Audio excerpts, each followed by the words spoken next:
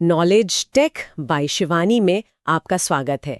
आज हम एक ऐसी किताब पर चर्चा करने जा रहे हैं जो दुनिया भर में लाखों लोगों के लिए एक प्रेरणा बनी है। रॉबिन शर्मा की the monk who sold his Ferrari. जी हाँ, ये किताब एक वकील की कहानी के जरिए हमें एक उद्देश्यपूर्ण और खुशहाल जीवन जीने के रहस्य बताती है। बिल्कुल, और ये सिर्फ एक किताब नहीं है, ये एक तरह से सेल्फ हेल्प लिटरेचर की दुनिया में एक मील का पत्थर है। सही बात है। और खासकर भारत में, जहां प्राचीन ज्ञान और आधुनिक आकांक्षाओं का एक संगम होता है, वहां इस किताब ने युवाओं को बहुत प्रभावित किया है। तो चलिए आज इस किताब की दुनिया में थोड़ा और गहरा उतरते हैं और जानते हैं कि एक सफल वकील जूलियन मेंटल अपनी फरारी बेचकर हिमालय क्यों चला गया और वहां से वो कौन सा खजाना लेकर लौटा। तो कहानी का जो मुख्य पात्र है वो है जूलियन मेंटल, एक बहुत ही सफल अमीर वकील जिसके पास सब कुछ था, शोहरत, पैसा, आलीशान घर और एक चमचमाती लाल फरारी भी। वो तो थी ही, लेकिन इस सफलता की उन्होंने एक भारी कीमत चुकाई। उनकी जिंदगी तनाव, असंतुलन और खराब आदतों से भर गई थी। और इसी का नतीजा था कि एक दिन भरी अदालत में उन्हें दिल का दौरा पड़ गया। सोचिए जरा। और ये घटना उनके लिए एक वेकअप कॉल जैसी थी। उन्हें महसूस हुआ कि उन्होंने सब कुछ तो पा लिया है, सिवाय मन की शांति और खुशी के। बिल्कुल। इसके बाद जूलियन ने एक बहुत ही चौंकाने वाला फैसला लिया। उन्होंने अपनी सारी संपत्ति, यहाँ तक कि अपनी प्यारी फेरारी भी बेच दी और भारत में हिमालय की ओर निकल पड़े, जीवन के असली अर्थ की तलाश में। हाँ, और हिमालय में उनकी मुलाकात होती है सिवाना के संतों से, सेजेस ऑफ सिवाना। ये संत अपनी उम्र से कहीं ज्यादा जवान और ऊर्जावान दिखते थे। हाँ। उन्होंने ही जूलियन को मन, शरीर और आत्मा की क्षमता को बढ़ाने के लिए एक पूरी प्रणाली सिखाई, जिससे जीवन में खुशी और संतुष्टि मिलती है। कई साल बाद जूलियन जब वापस लौटते हैं तो वो एक पूरी तरह से बदले हुए इंसान होते हैं और वो अपने पुराने सहयोगी जॉन से मिलते हैं। और यहीं से किताब की असली शिक्षा शुरू होती है, जब जूलियन अपना सारा सीखा हुआ ज्ञान जॉन के साथ साझा करते हैं। तो जूलियन ने जो ज्ञान सीखा उसे 7 गुणों में बांटा गया है और उन्हें प्रतीकों के माध्यम से समझाया गया है। पहला गुण है अपने मन पर महारत हासिल करें, मास्टर योर माइंड। और इसका प्रतीक है एक शानदार बगीचा। एक बगीचा। हाँ, इसका विचार ये है कि हमारा मन एक बगीचे की तरह है। अगर हम इसमें अच्छे विचार अच्छे बीज बोएंगे तो जीवन फल फूलेगा, और अगर हम नेगेटिव विचारों को खरपतवार की तरह बढ़ने देंगे तो जीवन बर्बाद हो जाएगा। सीधी सी बात है, आपके जीवन की क्वालिटी आपके विचारों की क्वालिटी पर निर्भर करती है। दूसरा गुण है अपने उद्देश्य का पालन करें, फॉलो योर पर्पस। और इसका प्रतीक है एक ऊंचा लाइट हाउस। लाइट हाउस जीवन का उद्देश्य ही एक उद्देश्यपूर्ण जीवन जीना है। जब आप अपने जीवन का असली मकसद खोज लेते हैं तो आपको एक स्थायी संतुष्टि मिलती है। अच्छा। यह असल में लक्ष्य निर्धारित करने और उन पर काम करने के बारे में है। किताब में लक्ष्य हासिल करने के लिए एक 5 चरणीय विधि भी बताई गई है। नॉलेज टेक बाय शिवानी के श्रोताओं के लिए यह समझना जरूरी है कि उद्देश्य के बिना जीवन एक तरह से दिशाहीन होता है। बिल्कुल। फिर आता है तीसरा गुण, काइजन का अभ्यास करें, प्रैक्टिस काइजन, जिसका प्रतीक है एक सूमो पहलवान। सूमो पहलवान, ये थोड़ा अजीब है। हाँ, काइजन एक जापानी शब्द है जिसका अर्थ है निरंतर सुधार।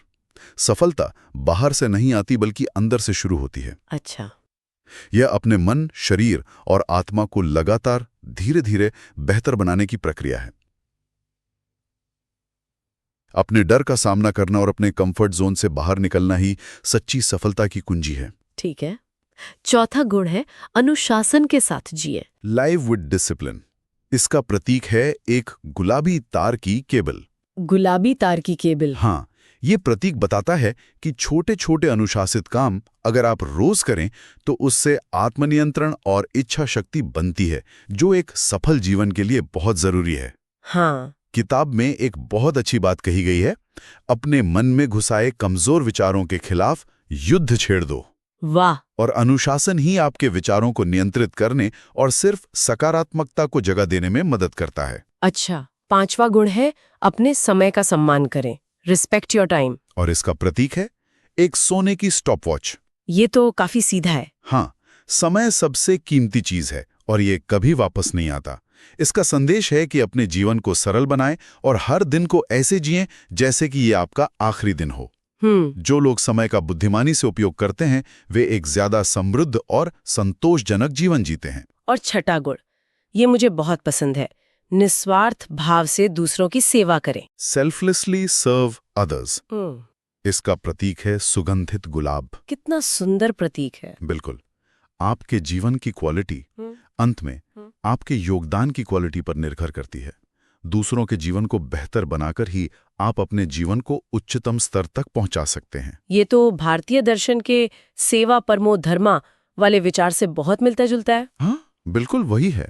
जब आप दूसरों को देते हैं तो आप अनजाने में बहुत कुछ पाते हैं। और सातवां और अंतिम गुण है वर्तमान को अपनाएं। एम्ब्रेस द प्रेजेंट, जिसका प्रतीक है हीरो का रास्ता, द पाथ ऑफ डायमंड्स। अच्छा। किताब कहती है कि बहुत से लोग वो उपलब्धि के लिए खुशी का त्याग कर देते हैं। हमें अभी में जीना सीखना चाहिए। मतलब अतीत का कैदी बनना बंद करें। हाँ, और अपने भविष्य के निर्माता बने। खुशी कोई मंजिल नहीं है, बल्कि एक यात्रा है। बिल्कुल, जिसे हर पल जीना चाहिए। ये तो हुई किताब की शिक्षाओं की बात, लेकिन ये किताब सिर्फ व्यक्तिगत विकास के बारे में नहीं है।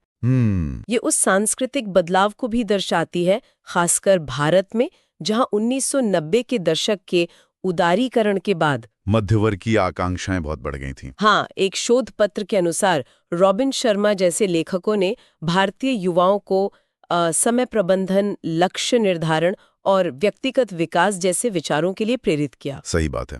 इन किताबों ने ज्ञान को एक तरह से लोकतांत्रिक बनाया। मतलब इसे अकादमिक दुनिया से बाहर निकालकर आम लोगों तक पहुंचाया।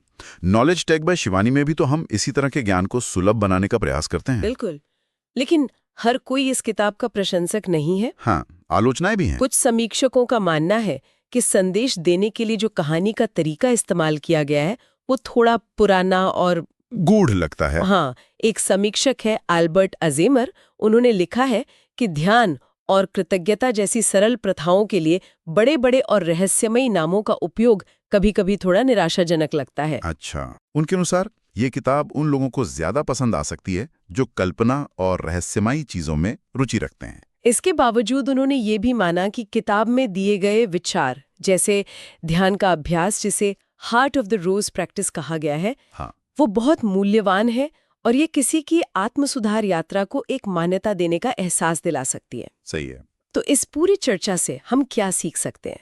मुझे लगता है सबसे पहली और बड़ी सीख है अपने विचारों पर ध्यान देना। मन रूपी बगीचे का वो रूपक बहुत शक्तिशाली है। हाँ। और दूसरी बड़ी सीख है छोटे छोटे निरंतर सुधार, यानी काइजेन का महत्व। हाँ। रातों रात बदलाव की उम्मीद करने की बजाय रोजाना छोटे छोटे अनुशासित कदम उठाना ज्यादा प्रभावी है। बिल्कुल। और अंत में वर्तमान में जीने का अभ्यास।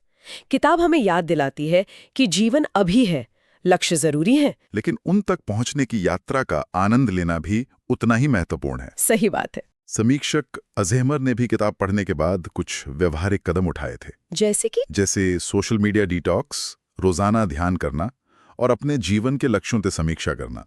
ये दिखाता है कि किताब के विचार कार्रवाई के लिए प्रेरित कर सकते हैं। तो the monk who sold his Ferrari एक ऐसी कहानी है जो हमें याद दिलाती है कि सच्ची सफलता बाहरी उपलब्धियों में नहीं है, बल्कि आंतरिक शांति, उद्देश्य और संतुलन में निहित है। ये हमें रुककर सोचने पर मजबूर करती है कि हम जो कर रहे हैं वो क्यों कर रहे हैं।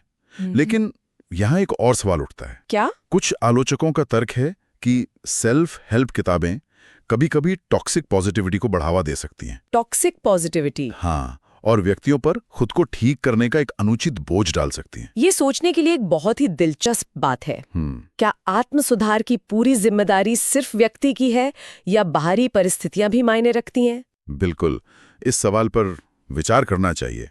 तो आज के लिए बस इतना ही। उम्मीद है आपको ये चर्चा पसंद आई होगी। प्लीज मेरे channel knowledge tech by Shivani को सब्सक्राइब, लाइक और शेयर जरूर करें। धन्यवाद।